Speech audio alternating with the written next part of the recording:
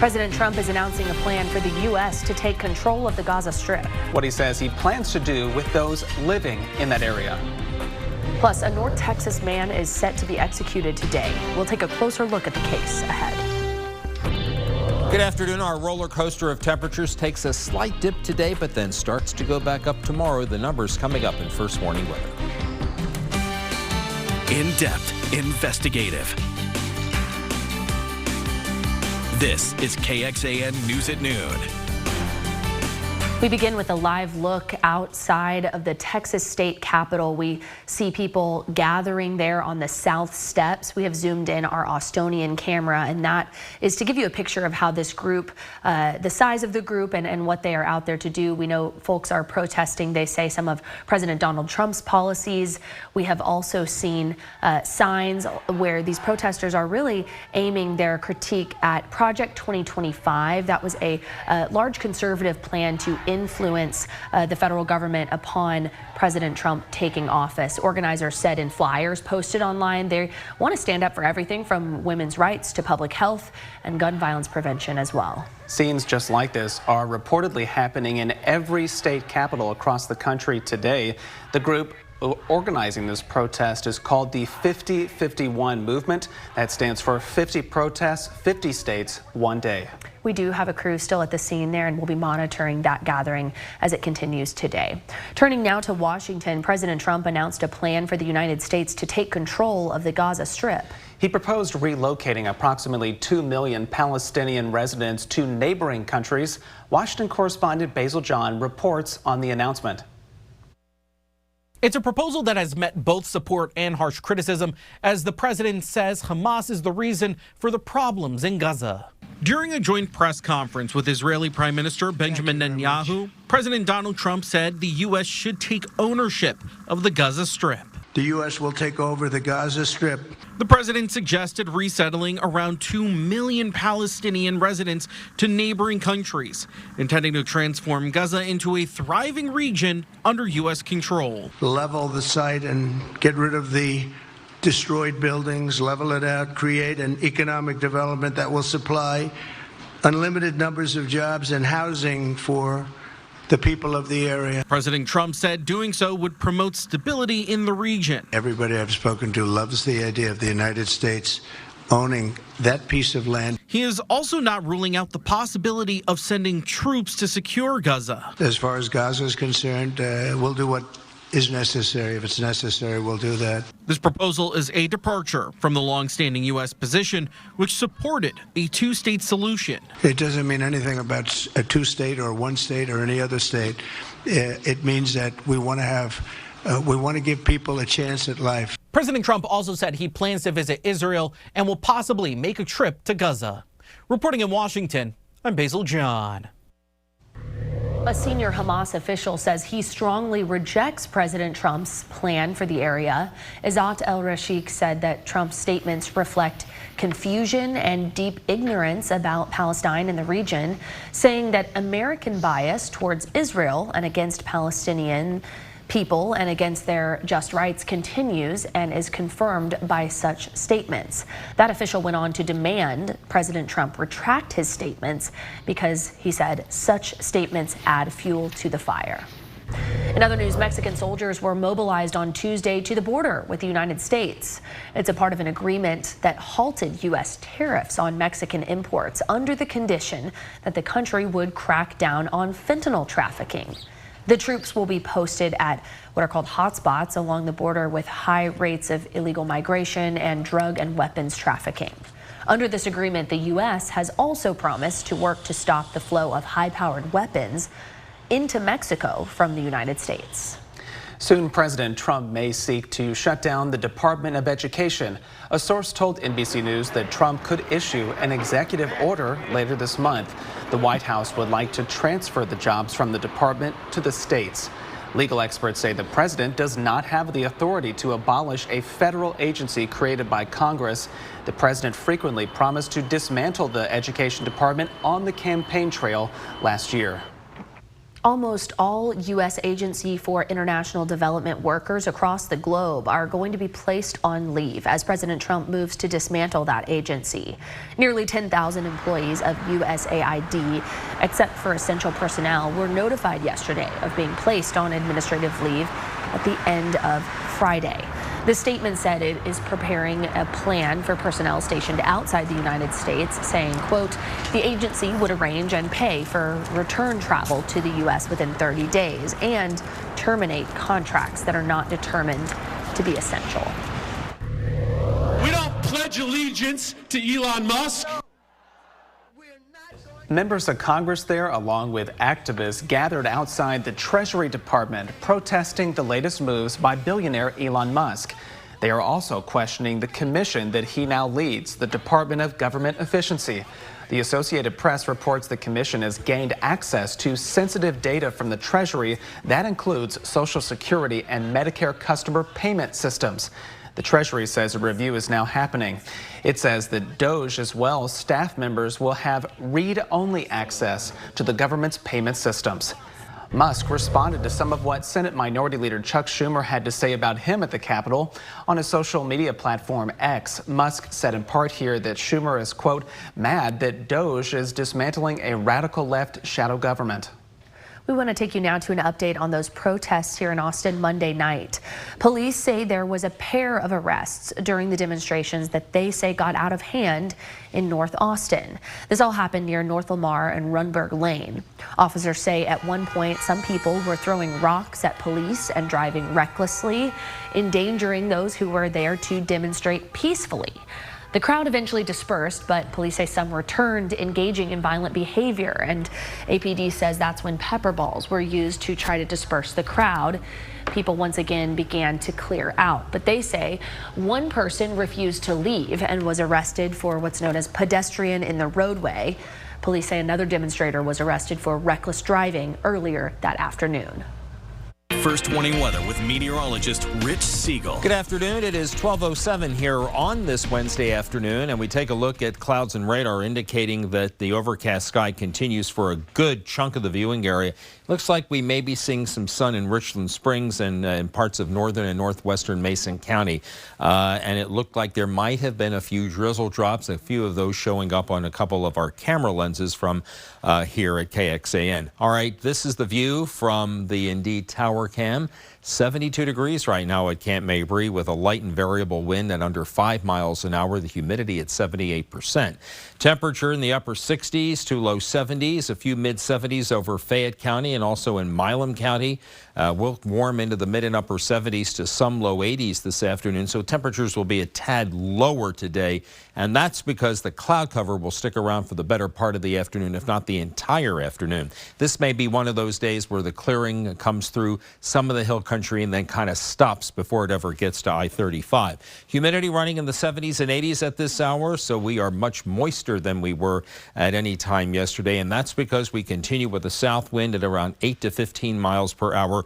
We do have a few reporting stations that are getting some wind gusts in excess of 15 up to just shy of 25 miles an hour, and that will continue for the better part of the afternoon.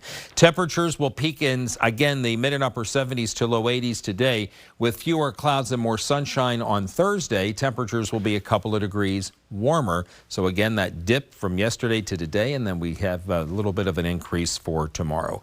Still ahead, we'll talk about the warmth and how we have more warmth coming. 90-degree heat maybe on Saturday. We'll talk about that. We'll also talk about the next chance of rain.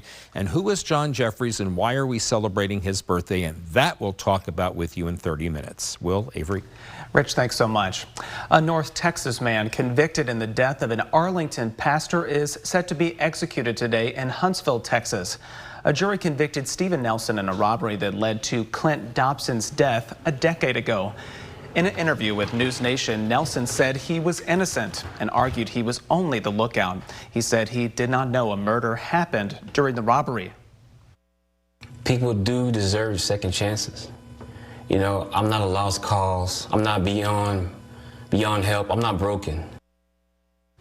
Nelson claims that during the trial, his lawyers did not share all the evidence. He also maintains that other suspects tied to this case are not being punished as harshly. The Tarrant County District Attorney, though, says that Nelson was convicted based on, quote, overwhelming physical and circumstantial evidence. Coming up, you could soon be paying less for your property taxes. How state lawmakers are looking to lower your bills. Stopping a wildfire can be difficult, but we'll tell you how new technology is hoping to give firefighters a better chance of saving lives and homes.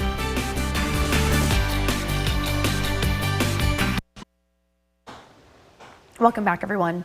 We know stopping wildfires can be tough, and that's why some unique technology is being developed to help defend against fast-moving flames. Rich De Niro takes a look at some of that new technology. 3 days into his term as Malibu mayor, Mickey Pearson watched his hometown burn. So I got to spend 4 years dealing with fire recovery. And what's that like? It's a nightmare. It's traumatic, it's overwhelming. After the recent LA wildfires, Pearson believes new technology might be the answer. There is no way we're ever going to have enough firefighters to stop or put out these big fires. You can't stop them, you can't put them out. So technology is exactly what we have to look towards. Well, look, this is more of an illustrative idea, just so people can grasp the idea. Holden Forrest thinks big. His solution is called Hybertech. I wonder what would happen if we could put a house underground and bring it back up realistically. And it started from that point. 5 years, 3 patents, and a team of 8 engineers later, Hybertech is set to build a prototype, a home that descends underground on hydraulics, protected by a sliding, fire-resistant cover. Even the utilities disconnect automatically. We were skeptical as can be at the beginning because we thought it was crazy idea, just like most people will. The process would take about 15 minutes. The whole idea is to protect homes and lives in a way that's never been done before, in a revolutionary way. Gotti Benjamin is developing a system called Fire Dome, inspired by Israel's Iron Dome missile defense system. We need to think of battling wildfires just as we battle in the battlefield. Fire Dome launchers would detect and shoot out water or fire retardant on hotspots up to a quarter mile away, covering up to 100 acres. We're fully autonomous. We don't need anyone physically there to operate the system. Right now, they're testing key components and hope to build a system in California by 2026. I think there's a community of fire tech that is already out there, and we need to make it stronger. We need to have more innovative people, because this is one of humanity's biggest challenges, and we just saw it. I'm still stuck on the video of the house lowering down below ground. Yeah. I mean, in theory, it sounds like a great thing, but again, we'll have to watch how that gets developed, but very fascinating. Yeah, Yes. yeah. Hi. Rich, what's going on? You joined me over here. I know you were over there last time. I'm glad I get you over closer to me. Well, I saw where the camera was pointed this time and got to the right place. You know, blue skies are not going to smile upon us today like they had, like they did yesterday and on Monday and on Sunday. Today, look at this. Yesterday at this time, we were seeing a whole lot more sunshine than we are now. This view from the LI Medical Emergency Room camera in Bastrop.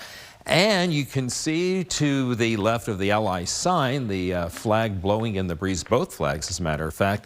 And this the view from central Bastrop County, where we are forecasting a high of 79 degrees. Now, you know, these are what we're forecasting today. But as we have seen over the past couple of days, sometimes you need to make adjustments. Like yesterday and on Monday when we adjusted a little bit up, we may have to adjust some of these a degree or two lower. We'll do that maybe in the next half hour because of the lack of sunshine that we're going to have today. But for the most part, our highs will be in the mid to upper 70s, and then we'll fall into the lower and mid 60s with a few upper 60s, especially for Lee, Fayette, Bastrop, and Caldwell counties for tomorrow morning. We're going to be flirting with records. Today, the record is 82. 1943 and 2008 is when the record was set and tied. Today's forecast right now is 81.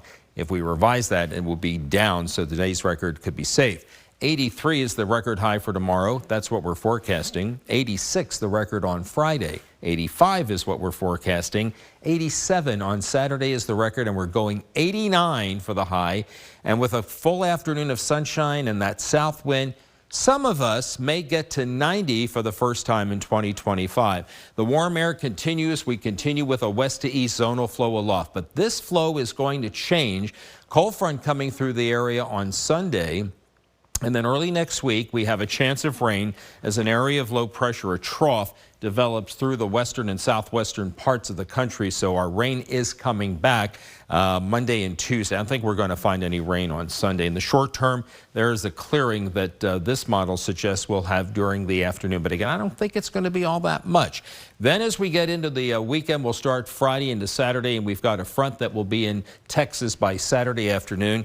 That front comes through here mid to late Sunday morning into the afternoon, bringing a north to northeast wind across the area. And then there is the rain Sunday night into Monday, continuing on Monday night into Tuesday. And there may be a few thunderstorms mixed in that as well. Muggy meter, we're going to stay muggy to humid through the week. And then when that front comes, we'll get back into that comfort zone as we get into late weekend into early next week. 81 for the high today. Gusty winds out of the south at 15 to 20.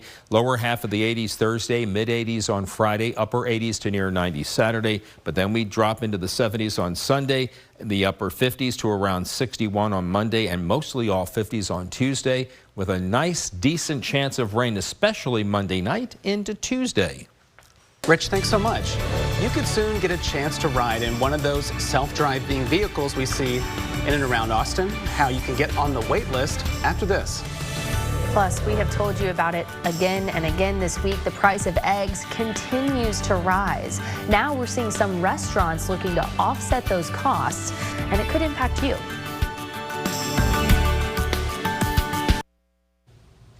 Welcome back, everyone. Okay, we're getting closer to launch day for the partnership between Uber and those Waymo driverless cars you may have seen around Austin.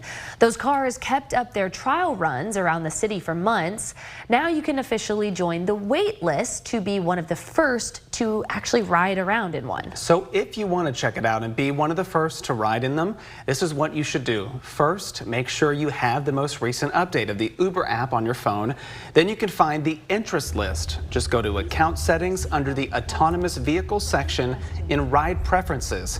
This will allow you to get updates from Uber, and it gives you a chance to know about when a Waymo is available before anybody else. All right, you may be wondering, how much is this going to cost me if I get on this list and take a ride?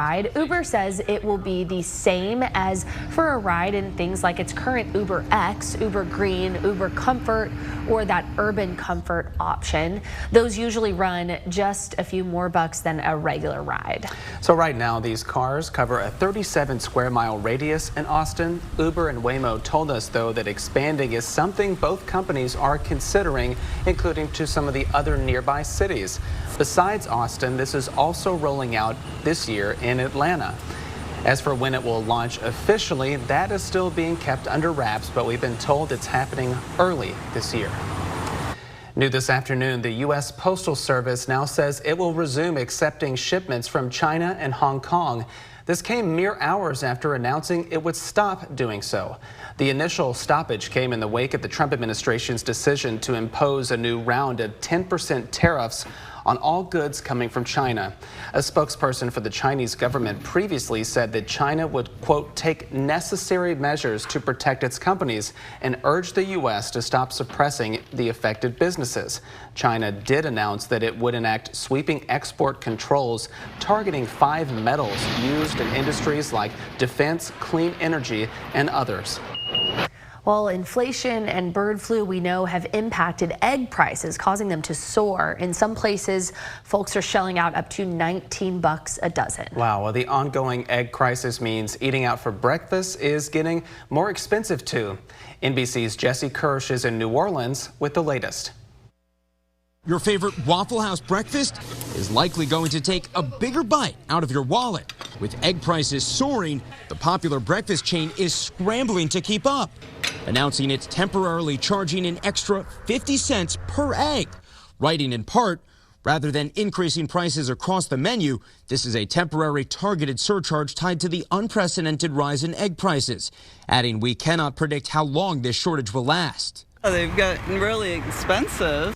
The National Restaurant Association says producer costs for eggs are up 134% year over year. That's just almost too much for any restaurant to try to absorb in their narrow margins. Breakfast spots hit particularly hard. So while Waffle House may be the first to announce this type of price increase, according to experts, there's likely more to come. I think that as egg prices remain elevated, we're likely to see more restaurants have to succumb to the options of raising menu prices or adding surcharges. The average price for a dozen eggs now more than $5.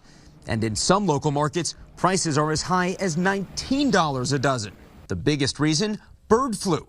The Department of Agriculture says avian influenza has impacted more than 113 million egg-laying chickens nationwide since February 2022. And according to the USDA's price outlook, egg prices are predicted to increase another 20% this year. There have also been egg shortages, leaving shoppers racing to gobble up what's available. Meanwhile, the bird flu has continued to spread. These extreme weather events, the fires we saw in LA, hurricanes down in the south, they've changed how migratory birds fly. And those migratory birds are the ones that spread the virus to our egg farms. All of it leading to empty grocery store shelves nationwide. NBC's Jesse Kirsch with that story.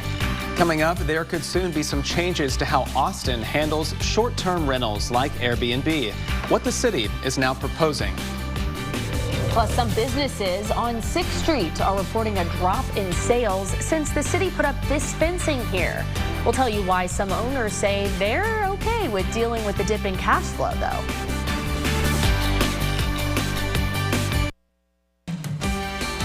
In-depth, investigative.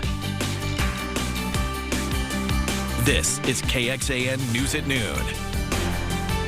We want to check in live right now. This is an aerial view out of the south side of the Texas state capitol where people have been gathering since about 11 this morning. They are protesting some of Donald Trump's policies. We have seen dozens of people holding signs, some of those specifically targeting what's known as Project 2025. That was a plan by some conservative groups to try and influence the federal government upon President Trump taking office. We know organizers said in flyers posted online preparing for this event that they are trying to stand up for everything from women's rights to public health, gun violence prevention. We are also hearing that some of the signs may be targeting critique of Elon Musk and some of the actions he's taken in Washington in the last few days. Yeah, one of those signs that we just showed there had a message they are sharing across the nation saying that nobody elected Elon. We know that there are some events happening in D.C. later today focused on that kind of messaging, especially from some of the Democratic lawmakers. We should also note that protests just like this are supposed to happen at other state capitals across the entire country. The group who's organizing all of this is called the 50-51 movement, and that all stands for 50 protests, 50 states, one day. That's, of course, happening outside the Capitol right now on the south steps. But inside the building, members of the Texas House began meeting this morning. Meanwhile, over in the Senate chambers, those lawmakers kicked off their meeting just about half an hour ago. And today, the Senate's agenda includes a vote on using taxpayer dollars to pay for private school tuition. It would set aside $1 billion in state funds to launch an education savings account program.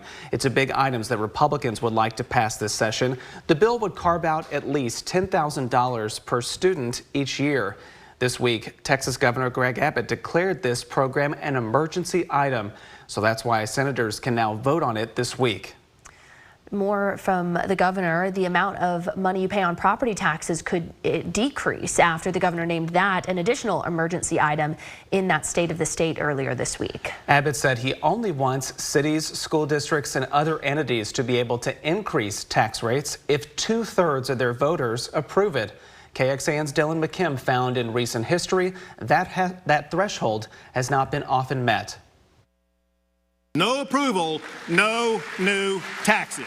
Governor Abbott said local loopholes are raising property taxes for Texans, even after the state is providing billions in property tax relief. And he wants it to stop. When the state buys down property taxes, they initially go down and then they go back up again. Jennifer Rabb, the president of the Texas Taxpayers and Research Association, argues the only way to control property taxes is to control property tax rates. She agrees there needs to be fixes in how property tax rates are calculated, and she thinks requiring a supermajority in property tax rate increases and bond elections makes sense. And that's where the voters come in to ensure that what the bonded indebtedness would buy is something that they really want. We combed through the numbers in the state's open data portal. It shows the results of those bond elections from taxing entities like school districts, cities, and counties.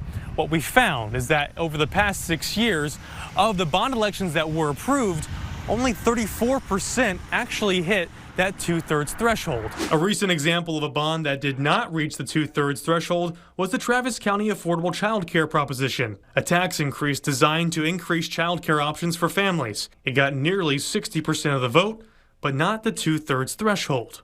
Mark Strama, a former state lawmaker who supported the bond, disagrees with a supermajority requirement. To say that that's not a mandate from the people of Travis County to invest in child care, which is one of the critical drivers of affordability in this community, I think that's bad public policy. We looked through the bills currently filed at the Capitol. None matched Governor Abbott's supermajority requirement, but a bill filed by State Rep. Brian Harrison would require at least 60% of the vote to increase the voter approval tax rate. In Austin, I'm Dylan McKim. Dylan, thank you. An emergency item identified by the governor allows state lawmakers to take action on any legislation as soon as a bill is filed. A non-emergency item, though, has to wait until 60 days after the legislative session begins to be considered. First warning weather with meteorologist Rich Siegel. A gray sky continues over the area this early Wednesday afternoon. The view from the Covington Cellars location out in High Texas between Johnson City and Fredericksburg, and it's 69 degrees there right now. Most of our temperatures in the hill country are in the lower half of the 70s, a few straggling in the upper 60s. Up to 76 in Richland Springs, and at the top of the hour we thought there was a little more sunshine there, and indeed that accounts for there being warmer than just about anywhere else. We're in the lower half of the 70s with a few upper 60s in our metro communities right now, 73 at Kyle. Also at Austin Bergstrom International Airport, up in Williamson County at 71 at Taylor, and also at Cedar Park. And in our eastern communities, mostly the mid 70s with a few upper 70s. Right now we're getting our highest reading at Muldoon. There it is 77. Well, earlier in this half hour we said it's John Jeffrey's birthday. Today is National Weather Person's Day. It's also the birth date, February 5th, 1744, of John Jeffries. Now, this is significant because he is the first person that is known to have taken daily observations, weather observations, started doing that in 1774. 10 years later, he became the first to ever launch a balloon to take measurements. He used that balloon to house a thermometer, a barometer, a hygrometer for the wind. And so today we celebrate his birthday, and in doing so, wishing my colleagues, Kristen, Freddie, Tommy, Nick, and Jim, a happy National Weather Person's Day. Will? Yeah, and we will echo that same exact sentiment because you all on our team are the best. We want to note that. Oh, yeah. City leaders here in Austin are hearing from the public about changing rules for short-term rentals. Here are just some of the ideas the city is proposing. A person with multiple short-term rentals would not be able to stack them all together. A new proposed rule basically would require STRs that are owned by the same person to be at least 1,000 feet from each other. The city wants to also collect a hotel occupancy tax from short-term rental platforms, and those platforms would have to require hosts to provide a license number in their advertisement. Anyone without the proper city permit could get their listing taken down. The city got some feedback on those proposals yesterday.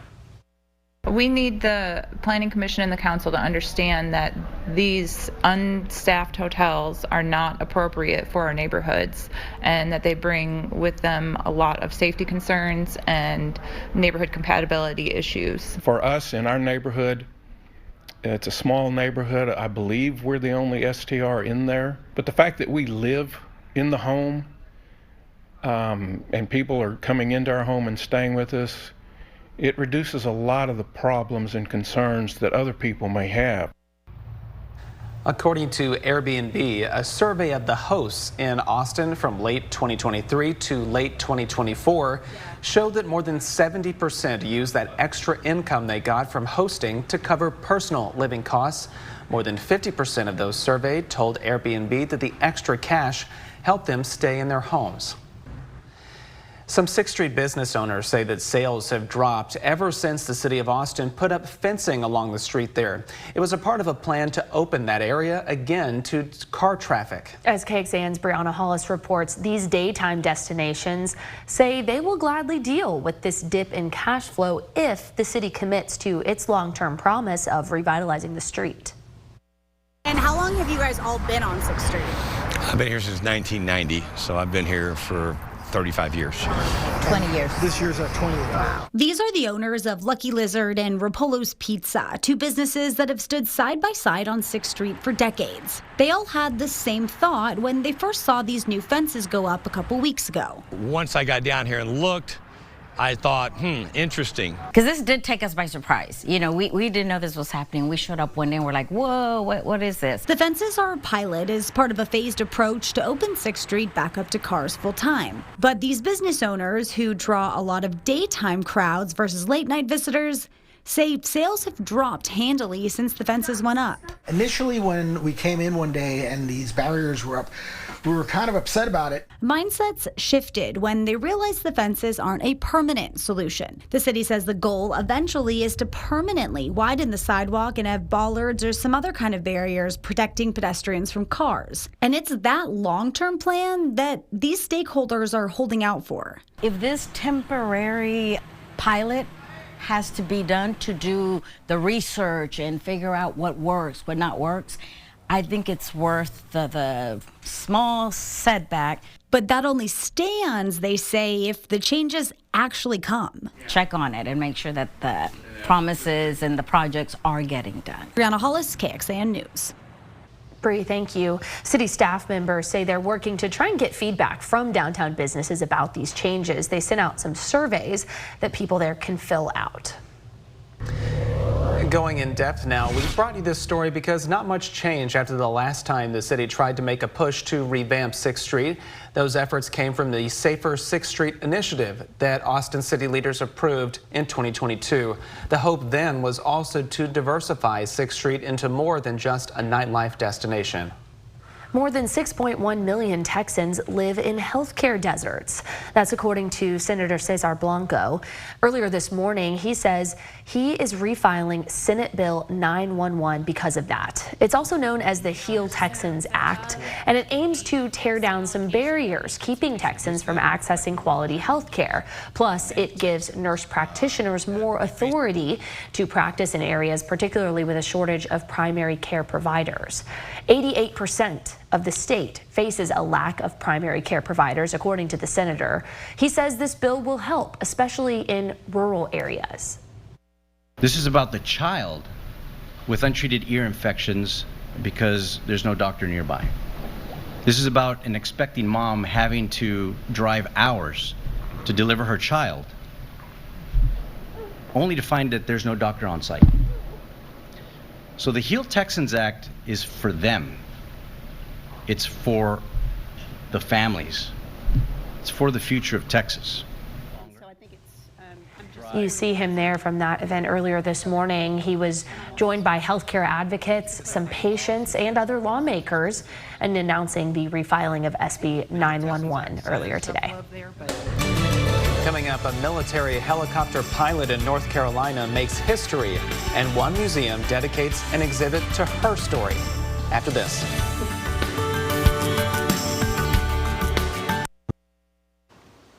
History is being made in the ranks of the North Carolina National Guard. In Charlotte, the first black female helicopter pilot is being honored at the Sullenberger Aviation Museum. McKay Beeler tells her story.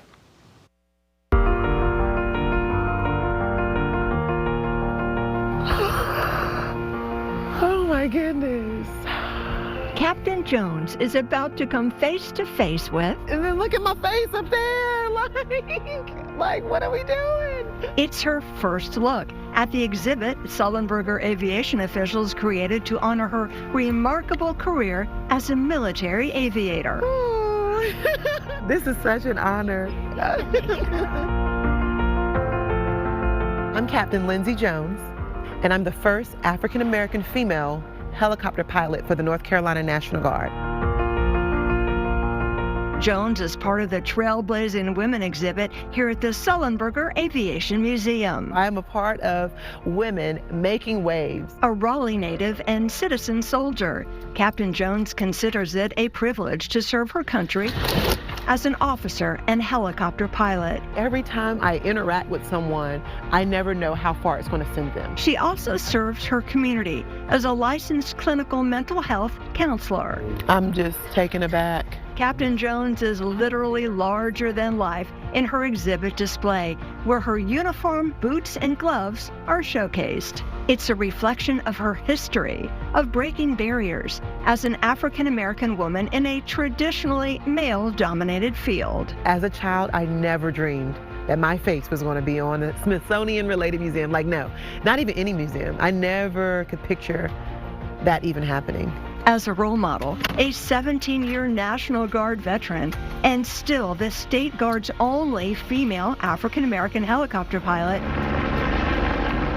Captain Jones has a special message for girls. Me, little Lindsay, when I first joined, I was a private first class, Lindsay Jeffries. I didn't know that I was going to be a pilot. So what I want them to know is you do not have to know everything you'll do in your future. You just have to know to take the first step. That's it. Captain Jones says when girls see her exhibit, they should know she is a representation of them, an extension of their potential. When they think about what a pilot looks like, she wants them to remember there was a black lady up there, and she could fly, and she doesn't look like the normal depiction in my mind of what a pilot looks like. So maybe that can be me as well. Congratulations to her. We start out with a darkened sky over the city of Bee Cave. This is the Covert Auto Mall, Bee Cave Auto Mall camera.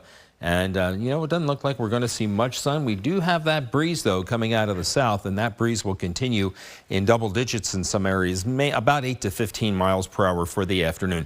Once again today, our temperatures will be above the average. 65 is the normal high, most everyone in the 70s and a few in the low 80s. The record high for today is 82. We're forecasting 81. But if this cloud cover maintains all the way through the afternoon, we may not get out of the 70s today, but regardless, we're still going to be above normal. Record is 82, set in 1943 and tied in 2008. And then tomorrow morning with normal lows between 40 and 44, anything but will be in the 60s for the majority of our low temperatures tomorrow morning. Warm air will continue for the next several days going into Saturday, and even after the front that's forecast into the area Sunday, we'll continue with temperatures warmer than normal, but then we drop below normal late in the weekend into early next week. And this trough of low pressure that develops out in the west will lead to the chance of rain that we have coming up early next week.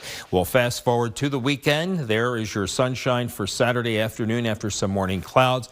A few clouds on Sunday, but it looks like this front comes through in the morning with no rain. Raining chances will increase Sunday night into Monday, but especially Monday afternoon, Monday night, and into Tuesday. And we think that there may be some rain Wednesday, Thursday. So as we look at potential rain totals, this is the American model. On average, it looks like maybe a quarter up to a half an inch, and some may get a little bit higher than that. 81 for the high today with that south wind at 8 to 15 and gusty. 7-day has us at 83 tomorrow, the mid-80s on Friday, near 90 on Saturday, and then the 70s on Sunday, the 60s on Monday, and the 50s on Tuesday. That brings us to this afternoon's first warning Weather University, as Kristen talked about this morning. February snowfall, you know, we have seen snow in the month of February. The average snow cover, however, this was an astounding stat, 1.2 million square miles of the contiguous United States is 4.5 times more than the size of Texas. And back in 2021, that's the storm that we like to talk about a lot.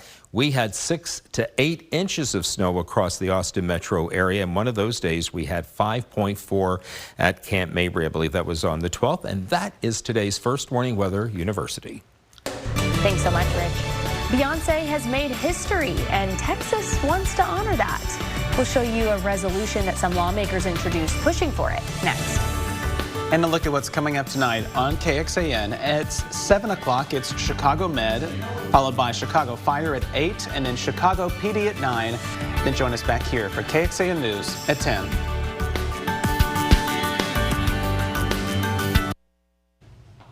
All right, nothing gets our midday crew fired up like a Beyonce story, and we've got one here for you today. State lawmakers approved a resolution to honor the Houston native after her historic wins at the Grammys this past weekend. On Sunday, Beyonce took home the coveted Album of the Year award for Cowboy Carter. It marked her first win in the category and the first time a black woman took home that prize since Lauryn Hill in 1999. Her win also marked the first time a black woman won a Grammy for a country music song in 50 years and the first time a black artist won Best Country Album. Like I said, Rich is singing in the breaks. This ain't Texas. Will and I are doing a dissertation on why we love this album so much. So warranted, and congratulations to her, and the Texas lawmakers honored it too. We want to check on the weather one last time. Yes, real quickly. Overcast today, maybe some minimal sunshine mid to late afternoon, high 81. The record is 82. We'll stay in the 80s through Saturday, drop to the 70s on Sunday. Rain chances back in the forecast Monday night, and Tuesday. All right, thanks everybody for watching this afternoon. We will see you back here in about half an hour with another update.